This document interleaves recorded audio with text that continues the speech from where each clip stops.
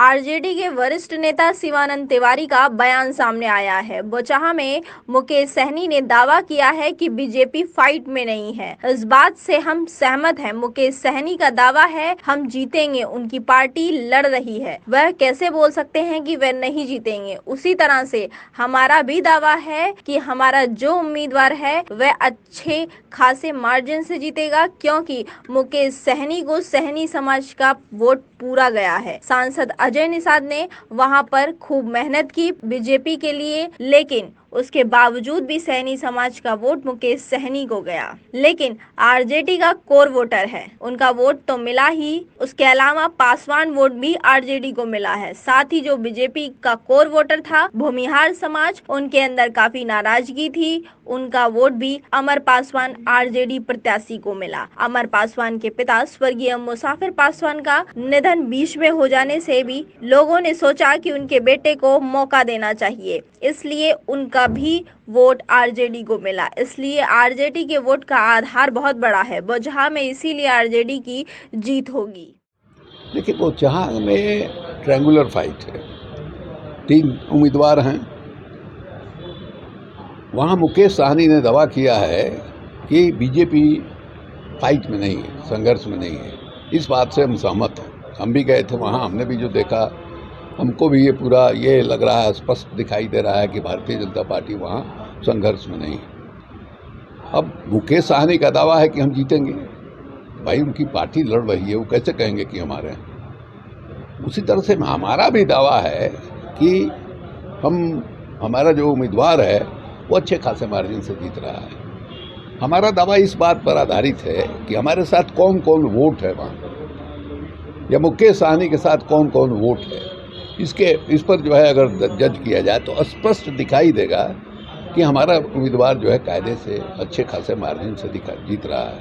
इसमें कहीं कोई संदेह नहीं है कि मुकेश सहनी को, जो सहनी समाज है जिसकी अच्छी खासी संख्या है वहाँ, वो माने टोटल उनको वोट दे रहा है। उसको तोड़ने की काफ़ी कोशिश हुई। अजय निषाद जो कैप्टन साहब के लड़के हैं, वहाँ से सांसद हैं, उन्होंने बहुत कोशिश किया, बहुत मेहनत किया।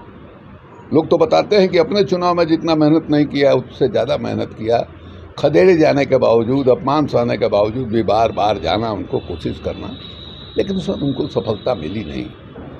अब देखिएगा कि मुकेश सहनी के साथ सहनी समाज है और गीता उनकी उम्मीदवार है, रमई बाबू की बेटी। तो मान लीजिए जिस समुदाय से वो आती है, ये 2 वोट तो दिखाई दे रहा है। हमारे साथ उम्मीदवार है कि हमारा जो कोर वोटर है उसके अलावा पासवान वोट हमारे साथ जुड़ा, पासवान वोट जुड़ा। और आप खुद कह रहे हैं कि वहाँ जो है, जो भारतीय जनता पार्टी का कोर वोटर है उस कंस्टिट्यूएंसी में, भूमिहार समाज, उसके अंदर काफ़ी रोष था, काफ़ी नाराज़गी थी।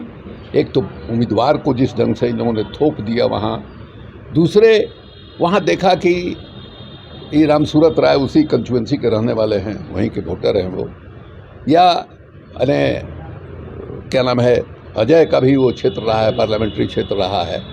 इन लोगों ने ही डिसीजन लिया, इन लोगों ने ही उम्मीदवार जो है तय कर दिया, संजय जायसवाल के साथ मिल करके।